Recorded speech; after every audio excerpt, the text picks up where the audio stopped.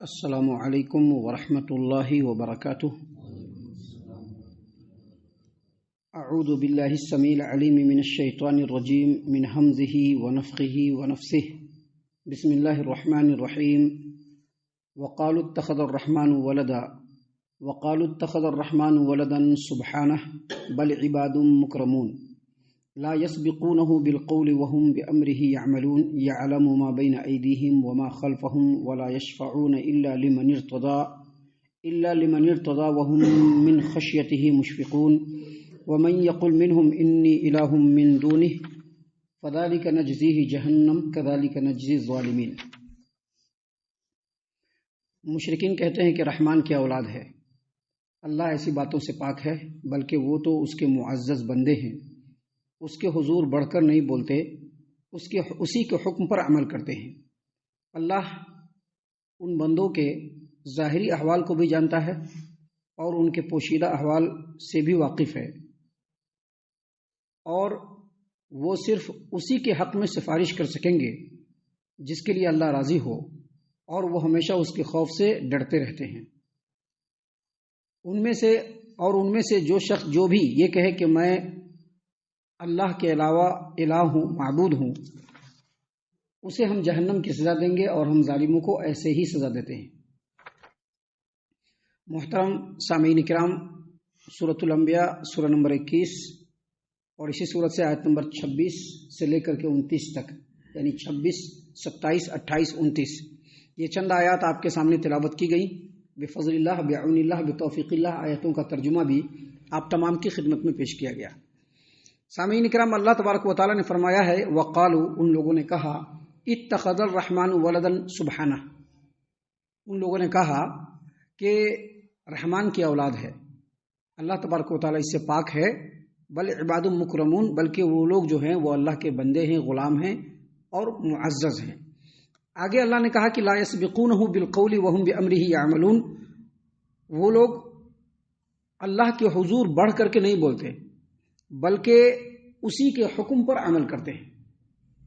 یہ جو خطاب فرمایا اللہ تبارک و تعالیٰ نے یہاں پر، یہ مشرکین مکہ کے لیے، کیونکہ مشرکین مکہ کا یہ عقیدہ تھا کہ جو فرشتے ہیں اللہ کی بیٹیاں ہیں، اللہ کی اولاد ہیں۔ گویا اللہ تبارک و تعالیٰ نے یہاں پر مشرکین مکہ کو، اور جو لوگ بھی مشرکین مکہ جیسا عقیدہ رکھتے ہیں، ان تمام کو مخاطب کر کے فرمایا کہ یہ جو فرشتے ہیں یہ اللہ کی اولاد نہیں ہیں۔ ایسی باتوں سے اللہ تبارک و تعالیٰ پاک ہے، کیونکہ وہ اللہ تبارک و تعالیٰ تنہا ہے، بے مثل ہے، یکتا ہے، اس کا ہم پلہ، اس کا ہمسر کوئی نہیں ہے، اس کی کوئی بیوی نہیں ہے، اس کا کوئی اولاد نہیں ہے، اور ان تمام باتوں سے وہ بالکل پاک ہے۔ وہ یکتا اور بے مثل، تنہا اور واحد ہے۔ سامعین کرام، اس کے بعد اللہ تبارک و تعالیٰ نے مزید فرمایا کہ یہ جو فرشتوں کے بارے میں کہہ رہے ہیں کہ یہ اللہ کے بیٹے ہیں یا اللہ کی بیٹیاں ہیں یا اللہ کی اولاد ہیں، یہ فرشتے اللہ تبارک و تعالیٰ کے سامنے ہاتھ باندھے ہوئے غلام ہیں۔ ابھی غلام کیا ہوتا ہے؟ ایسے ہاتھ باندھ رہتا ہے۔ بولیے کیا کہنا ہے؟ یعنی حکم کے غلام ہیں۔ اور آگے اللہ نے کہا مکرمون، معزز ہیں، مکرم ہیں، باعزت ہیں۔ کیوں مکرم ہیں، کیوں معزز ہیں؟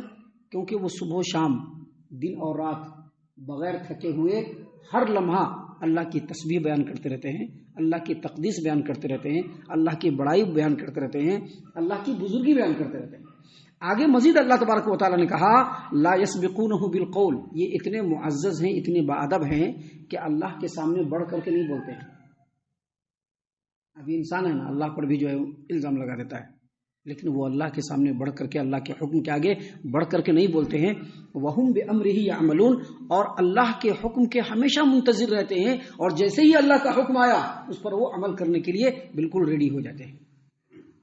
فرشتوں کے بارے میں اتنی باتیں بیان کرنے کے بعد، چونکہ مشرکین مکہ جو فرشتوں کو اللہ کی بیٹیاں قرار دیتے تھے یا اللہ کا اولاد قرار دیتے تھے، یا مشرکین مکہ کے اس عقیدے کے جتنے بھی دنیا میں لوگ ماننے والے ہیں، وہ لوگ جو فرشتوں کو اللہ کی اولاد قرار دیتے ہیں، اللہ کی بیٹیاں قرار دیتے ہیں، اس کے پیچھے دو وجہ ہے۔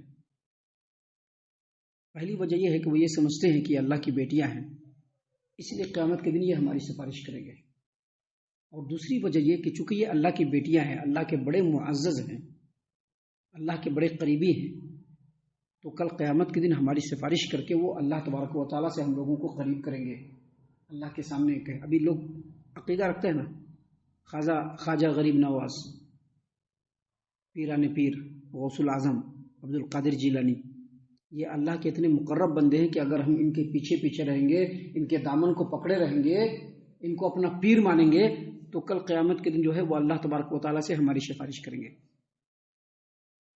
2 وجہوں سے مشرکین مکہ فرشتوں کی جو ہے اس قدر جو ہے فرشتوں کو کہا کرتے تھے کہ یہ اللہ کے بیٹے ہیں.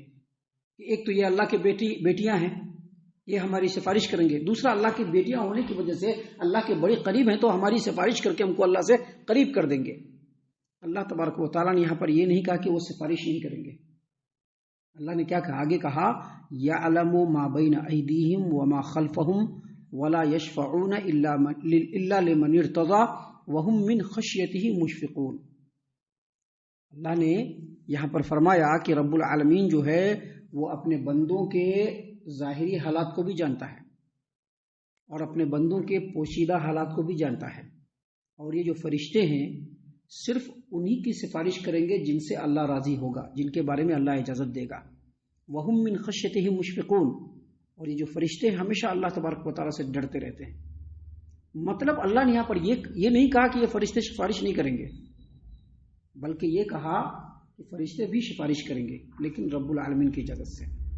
کیونکہ قرآن سے، نبی کریم صلی اللہ علیہ وسلم کی احادیث مبارکہ سے یہ بات ضرور ثابت ہے کہ انبیاء بھی کل قیامت کے دن سفارش کریں گے. یہ بات بھی ثابت ہے کہ نیکوکار لوگ بھی سفارش کریں گے. یہ بھی ثابت ہے کہ فرشتے بھی سفارش کریں گے. یہ بھی ثابت ہے کہ یہ قرآن کریم بھی اپنے اللہ کے بندوں کے لیے سفارش کرے گا. لیکن جتنے بھی سفارش کرنے والے ہیں یہ رب کی مرضی کے بغیر سفارش نہیں کر سکتے. کیوں؟ اس کی بھی 2 وجہ ہیں. پہلی وجہ یہ ہے فرشتے جو ہیں وہ اللہ کی مرضی کے بغیر، اللہ کی اجازت کے بغیر سفارش نہیں کریں گے. اس کی بھی 2 وجہ ہیں. پہلی وجہ یہ ہے کہ جو فرشتے ہیں یہ عالم الغیب نہیں ہے. ابھی ہم بھی ایک بندہ ہے اللہ کے، آپ بھی ایک بندے ہیں، وہ بھی ایک بندے ہیں، بہت سارے بندے گزرے ہیں.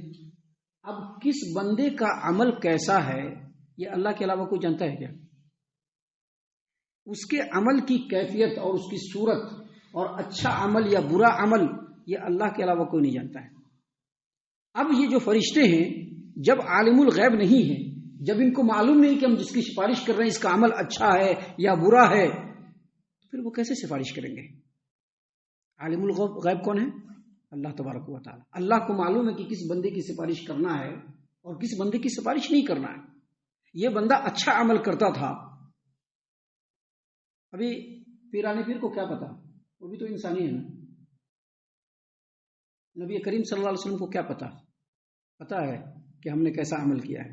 نہیں پتا ان کو. دوسرے انبیاء کو بھی پتا نہیں ہے.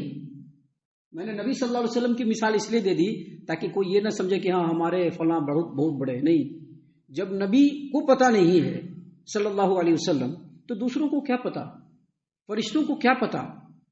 تو ان کو پتا نہیں ہے کہ جو عمل کرنے والا ہے اس نے اچھا عمل کیا ہے کہ برا. بہت سارے نمازی بھی ہیں لیکن نماز پڑھتے ہیں اس کے پیچھے بہت سارے کارن ہوتے کہ نہیں ہوتے؟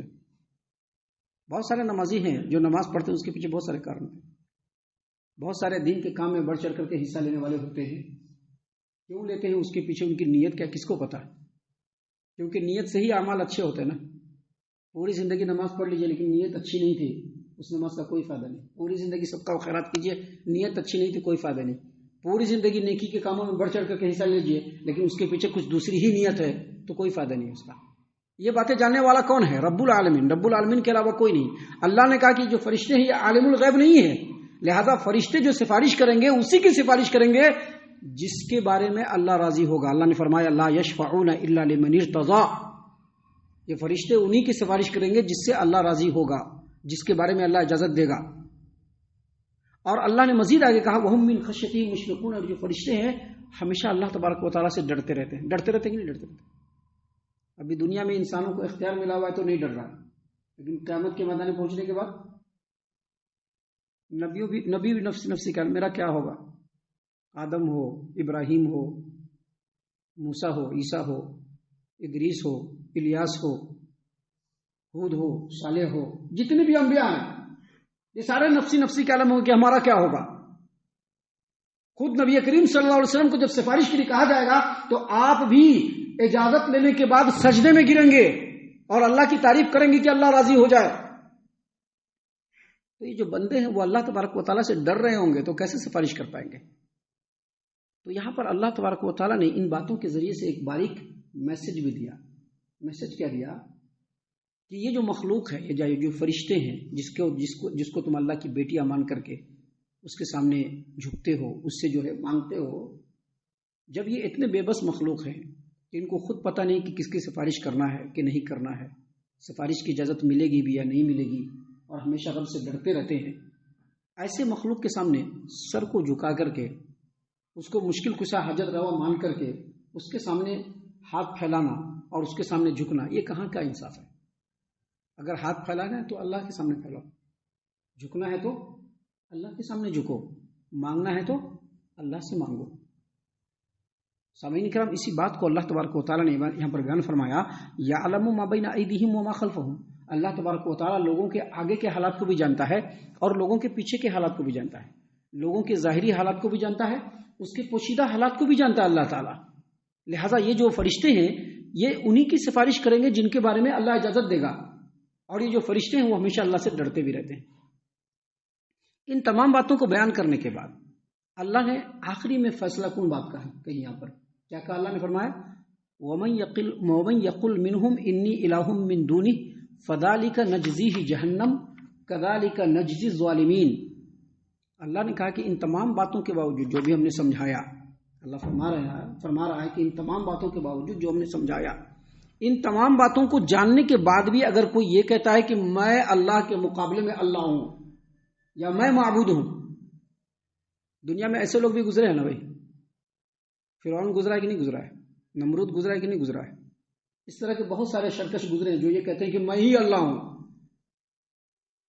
میں ہی بھگوان ہوں، میں ہی گاڈ ہوں، میں ہی پورے جہان کا سب سے بڑا ہوں. اگر ان تمام باتوں کے باوجود کوئی یہ کہتا ہے کہ میں ہی الہ ہوں، میں ہی معبود ہوں، میرے سامنے جھکو، تو اللہ تبارک و تعالیٰ نے فرمایا کہ ایسے لوگوں کا ٹھکانہ جو ہے وہ ہم نے جہنم قرار دیا ہے، اور ایسے لوگوں کو ہم قرار واقعی سزا دیں گے. جتنی سزا کے وہ حقدار ہوں گے، جتنی سزا کے وہ لائق ہوں گے، جتنی سزا کو وہ ڈیزرو کرتے ہوں گے، اتنی سزا ہم ان کو دیں گے. اس سے یہ پتہ چلا کہ اس پورے کائنات میں اللہ کے علاوہ کوئی عبادت کے لائق نہیں. اگر جھکا جائے گا تو اللہ کے سامنے، اگر مانا جائے گا تو اللہ تبارک و تعالیٰ کی، چاہے وہ ہماری عبادت کا معاملہ ہو، چاہے وہ ہمارے دنیا کا معاملہ ہو، چاہے وہ ہمارے کاروبار کا معاملہ ہو، چاہے وہ کسی بھی چیز کا معاملہ ہو، اگر مانا جائے گا تو صرف رب العالمین کے، اللہ کے علاوہ کسی کا نہیں مانا جائے گا. ہم اللہ سے دعا کرتے ہیں کہ اللہ تعالی ہم تمام کو ان باتوں کے اوپر خوب غور و فکر اور تدبر کرنے کے ساتھ ساتھ ان باتوں کے اوپر عمل کرنے کی بھی توفیق عنایت فرمائے، آمین. اللہ تعالی ہم تمام کو صحیح معنوں میں پکا سچا مومن مسلمان بنائے، اللہ اور اس کے رسول صلی اللہ علیہ وسلم کی اطاعت و فرما برداری کرنے والا بنائے، صحابہ اکرام رضی اللہ عنہم کے طریقے پر چلنے والا بنائے، جنت الفردوس میں جگہ عطا فرمائے. اے اللہ ہم تمام کو جہنم سے پناہ دے، اے رب العالمین ہم تمام کو جہنم سے پناہ دے، اے مالک الملک ہم تمام کو جہنم سے پناہ دے، آمین یا رب العالمین. وما علینا الا البلاغ المبین.